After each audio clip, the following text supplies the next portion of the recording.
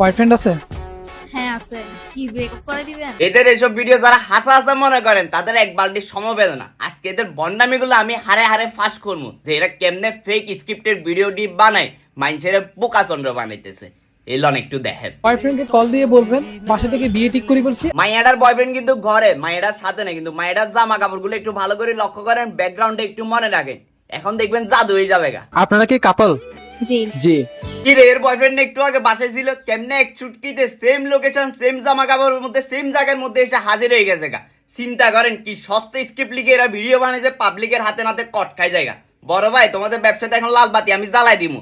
এরকম আর স্ক্রিপ্টেড সস্তা ভিডিও আর কতদিন বানাবি? মানে চিন্তা করেন এদের বাজেট কতটা লো যে টিকটক থেকে একটা একটা মুরগি ধরিয়ে আনে, এটা নিয়ে হাবির জন্য ব্যবসা করে, আর ব্যবসা করে পাবলিকের কাছে হাতে নাতে আবার কটও খাই জায়গা। শুধু আমি না, পাবলিক এদের ভিডিওতে কমেন্ট করতে, মানে স্ক্রিপ্টেড এই সস্তা ভিডিও আর কতদিন বানাবি ভাই? মানে পাবলিক সবার কপালে কি বোকা চন্দ্র লিখা না? আমাদের মতো কিছু চালাক আছে তো জানি, তোর ভিডিও গ্রামে তো ভাই মানে নিব্বা নিব্বি এডি দেখে প্রতিটা ভিডিওতে সেম স্ক্রিপ্ট। আপনার বয়ফ্রেন্ডকে কল লাগান, আপনার গার্লফ্রেন্ডকে কল হয়, ঘোড়ার ডিম লাগাবে বেটা। সস্তা স্ক্রিপ্টের ভিডিও আর কয়দিন বানায় খাবি আমার একটু ক।